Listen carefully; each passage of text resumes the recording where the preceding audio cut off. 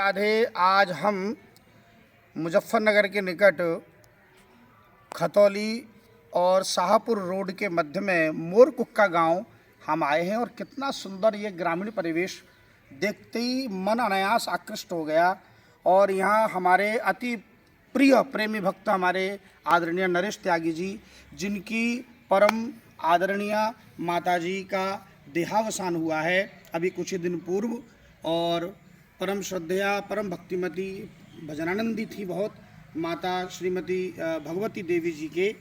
आज हम उनके इस देहावसान के उपरांत हम लोग आए हैं और ये उनके सुपुत्र हैं नरेश जी आदरणीय। और मैं इस ग्रामीण वातावरण अपनी माता जी की स्मृति में इन्होंने इतना सुंदर मंदिर बनाया, आपको दर्शन कराएंगे शिव मंदिर के। और इस अवसर पर ये ग्रामीण के इस खुले प्रांगण में हमारे आदरणीय नरेश जी एक छोटा सा प्रश्न पूछना चाह रहे हैं। हमने सोचा 2 मिनट में उसका भी उत्तर दे दिया जाए। हाँ नरेश जी, आपका क्या प्रश्न था, पूछिए। गुरुजी, जो ये नाम जप है, अच्छा नाम जप से जो उपचार कैसे सुलभ है, ये इसका आसान सरल भाषा में ये समझाओ। और गुरुजी, नाम जप से कैसे भक्ति बढ़ेगी, इसके बारे में जो बलिहारी हाँ बताओ। क्योंकि यहाँ ग्रामीण क्षेत्र में जो कुछ थोड़े से अनभिज्ञ लोग हैं, हाँ, उन्हें भी इसके बारे में सही जानकारी कुछ मिले तो थोड़ा आगे बढ़ने की कोशिश। बहुत सुंदर हमारे आदरणीय नरेश जी ने। और ये लाखों लोगों का प्रश्न है कि नाम उपचार का सरल भाषा में समझ में आना चाहिए। तो देखो, सबसे सरल भाषा तो हमारे बाबा जी कलयुग में गोस्वामी तुलसीदास जी ने एक ही दोहे में समझा दिया। तो मैं उस दोहे को बोल देता हूँ, इससे ज़्यादा सरल नहीं हो सकता। राम नाम नर केसरी, कनक कशिपु कलिकाल, और जापक जन प्रहलाद जिमी, पाली दलि सुरसाल। क्या कह रहे हैं? राम नाम नर केसरी। इस कलयुग में भगवान का नाम ही नर केसरी। नर केसरी माने नरसिंह भगवान। नरसिंह भगवान कौन है? नाम, यानी प्रभु का नाम यदि आपने जीवा पर बसा लिया तो समझ लो नरसिंह भगवान की कृपा आपको प्राप्त हो गई। और कनक कशिपु कलिकाल, और कलिकाल कौन है? हिरण्यकश्यप। कनक कशिपु यानी हिरण्यकश्यप। तो ये कलयुग कौन है? ये कलयुग हिरण्यकश्यप तो है। ये जुआ, शराब, व्यभिचार, हिंसा, ईर्षा, छल, कपट, अहंकार, ये सब कलयुग ही है।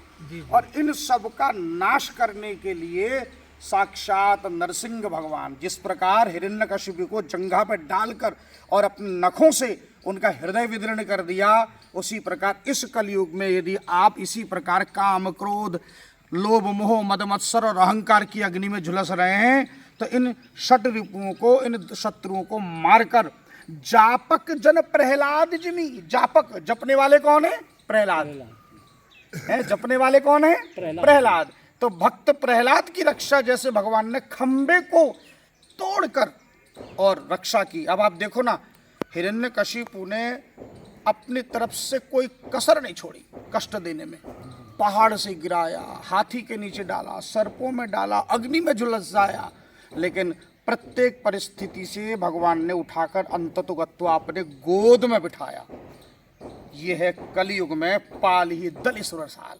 जैसे देवताओं की रक्षा करने के लिए भगवान सर्वत्र उपस्थित रहते हैं, ऐसे ही भक्त प्रहलाद की तरह हम जैसे कली में, कली कलुषित वातावरण में जो कष्ट पा रहे हैं। अब कष्ट के करोड़ों रूप है। कोई अदालत में कष्ट पा रहा है, कोई अस्पताल में, कोई थाने में, तो कोई पड़ोसी से लड़ाई में, झगड़े में, विवाह। कलयुग में कलह है, ये कलह युग है। ये कलयुग माने कलह युग, जहाँ कलह कलह।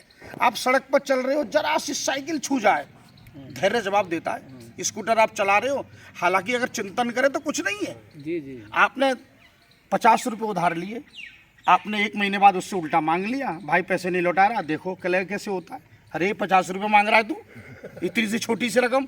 और अरे कभी कभी तो समाचार पत्र में आया 5 रुपये के लिए हत्या हो कर दी। अहंकार आ गया। पान वाले से पान खाया, 5 रुपये का पान, उसने पैसे मांगे, उसने वही चाकू लिया, उसको भोंक दिया। क्या है? सब कलह युग है।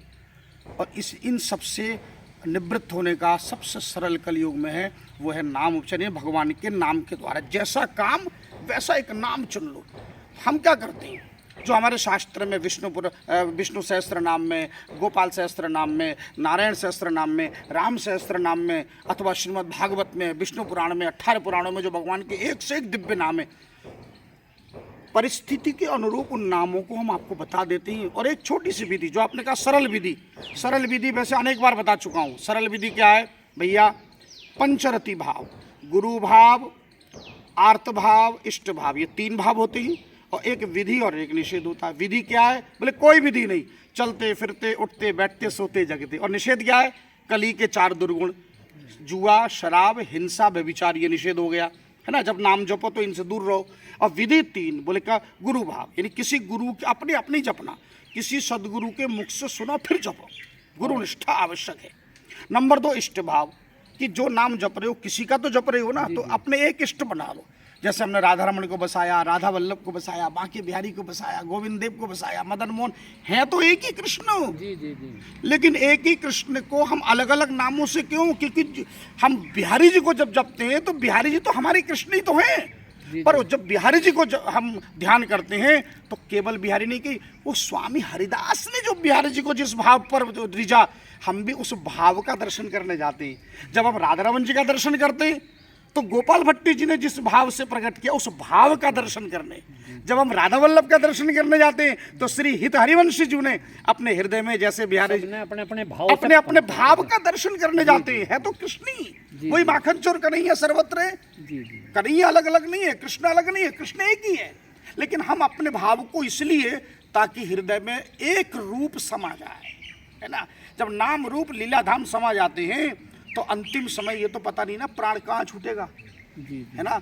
अंतिम समय, उस अंतिम सेकंड में अगर भगवान के उस रूप में आसक्ति होगी तो परम धाम की प्राप्ति हो जाएगी। और नहीं तो भरत की तरह हिरन हिरन करते, अगर हिरन की स्मृति हुई तो हिरन बनोगे, श्वान की स्मृति हुई तो श्वान बनोगे, है ना। इसीलिए आसक्ति आवश्यक है रूप में, है ना। और तीसरा क्या बताया? आर्त। आर्त माने 24 घंटे में एक बार तो ये नेत्र गीले होने चाहिए।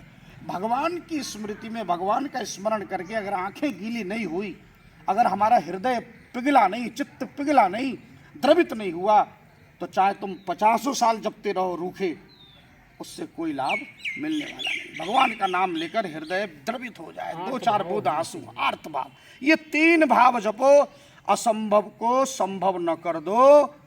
भैया मेरा नाम बदल देना। बोलो जय श्री कृष्ण। जय जय श्री राधे आचार्य।